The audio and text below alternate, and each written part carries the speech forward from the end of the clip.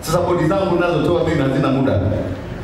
Nikiona hamfanye kazi na bomoa. Ni 50% wakazi ambao hupata maji safi na salama, huku 23% wakiunganishiwa katika mtandao wa maji taka mkoani Mwanza, na 1% iliyobaki maji taka hutiririshiwa Ziwa Victoria, hasa wakazi wa maeneo ya milimani. Waziri wa maji na umwagiliaji Mhandisi Gerson Lwenge amesema serikali kwa kushirikiana na mamlaka ya maji MWAUWASA imeandaa mpango wa kuweka mtandao wa maji taka kwa wakazi wanaoishi milimani, ikiwa ni mikakati ya kudhibiti uchafuzi mazingira katika Ziwa Victoria. Mvua ikinyesha, unajua huwa kinafanyika nini kwenye yale mapipa yanachuchwa. Maji yote yanakwenda Ziwa Victoria.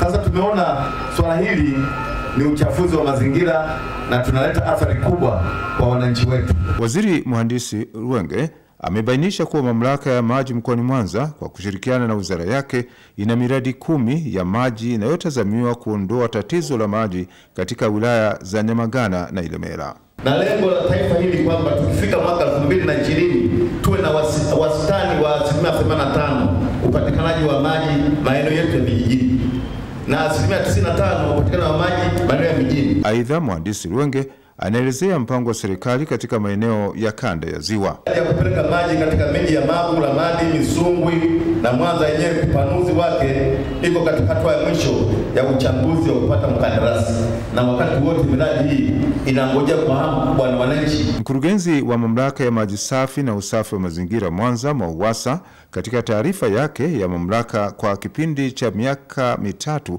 amesema mpaka sasa mamlaka hiyo ina wateja 65,000 na wanatarajia kufikia wateja 70,000 hadi kukamilika kwa miradi wanayojenga. Tumejenga miradi karibuni 10 ya kupeleka maji katika maeneo ya milimani.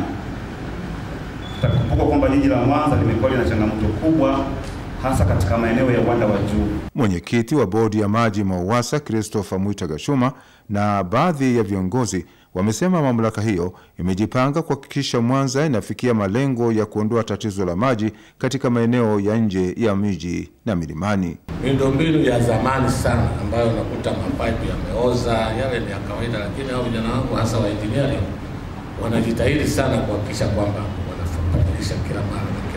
Kwa kulikuwa na shida ya hali ya juu, lakini mradi huu mdogo ulivyokuja kusema maji yanakuja kwa muda maalum wanachota, imekuwa ni msaada wa namna fulani. Uzinduzi wa bodi hiyo uliambatana na ukaguzi wa miradi 10 ya maji inayojengwa na mamlaka ya maji safi na mazingira MWAUWASA, na kuzindua mradi wa maji Bugando unaotazamiwa kuhudumia wakazi 24,000 walioko katika milima ya Bugando, kata ya Mahina, unaojengwa kwa fedha zinazotolewa na mamlaka hiyo.